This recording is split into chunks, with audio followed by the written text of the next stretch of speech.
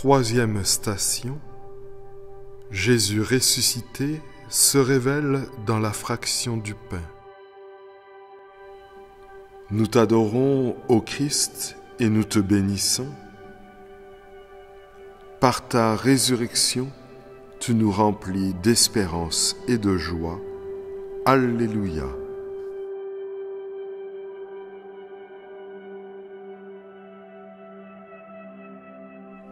Bonne nouvelle de Jésus ressuscité selon saint Luc.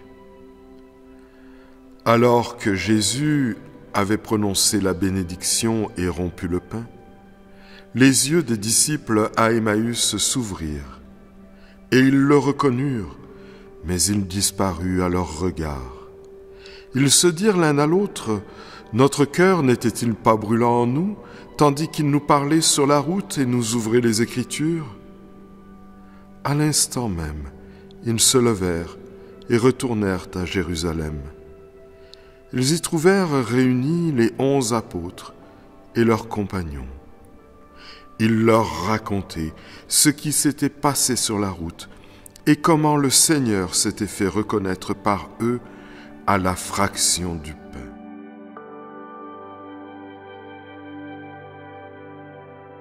Nous ne sommes pas chez l'un des deux disciples. Nous sommes dans l'auberge, à Emmaüs. Toutefois, c'est dans la simplicité des gestes du quotidien, dans l'intimité du compagnonnage auquel invite la route, que Jésus ressuscité se fait reconnaître à la fraction du pain. Si la messe est le temps privilégié pour nous permettre de faire mémoire de cette révélation, elle n'en est pas l'unique occasion. Car chaque partage, chaque fraction de pain peut être occasion pour inviter le Seigneur à se joindre à nous. Si Jésus ressuscité ne s'impose jamais à nous, il répond toujours favorablement, à sa façon il est vrai, à chacune des invitations de ses disciples. En effet, il y a une condition pour que Jésus soit présent au cœur de nos partages et de nos intimités. Que ce soit Marie-Madeleine ou les 2 compagnons de route vers Emmaüs, ils sont des disciples. Cela signifie qu'ils ont vécu dans l'intimité de Jésus, qu'ils l'ont reçu comme maître, comme autorité dans leur vie. Ils se sont référés à Jésus, ils se sont mis à l'école de Jésus, ils ont mis leurs pas dans les pas de Jésus, ils ont suivi Jésus sur les routes de Galilée.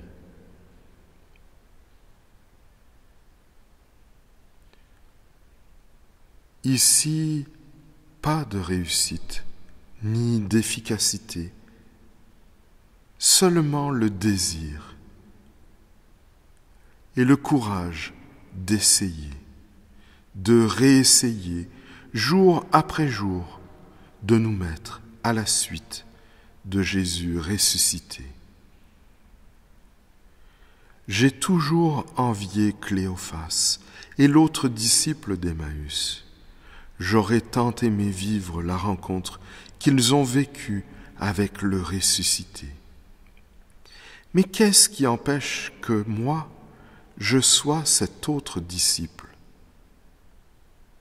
Emmaüs ne paraît sur aucune carte, car on n'en connaît pas sa localisation. Qu'est-ce qui m'empêche, dans mon cœur, de décider que chez moi, c'est l'auberge d'Emmaüs? Il me suffit alors de me faire disciple, au moins de le désirer et d'essayer, de me mettre à l'école de Jésus, de le consulter pour comprendre le monde dans lequel je suis plongé, pour prendre les décisions importantes qui infléchiront le cours de ma vie, d'inviter Jésus à partager mon intimité, d'inviter Jésus à rester avec moi, car il se fait tard. Prions. Seigneur, les disciples ont reconnu Jésus à la fraction du pain et ils ont cru.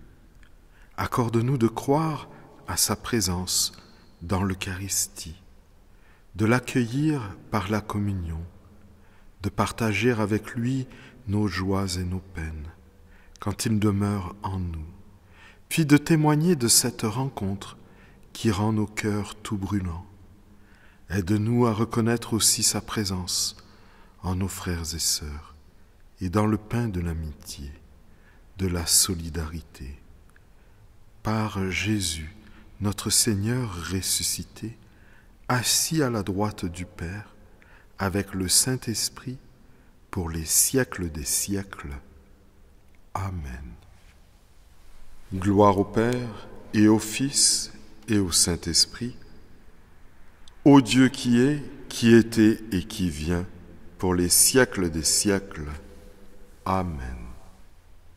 Alléluia, Alléluia, Alléluia.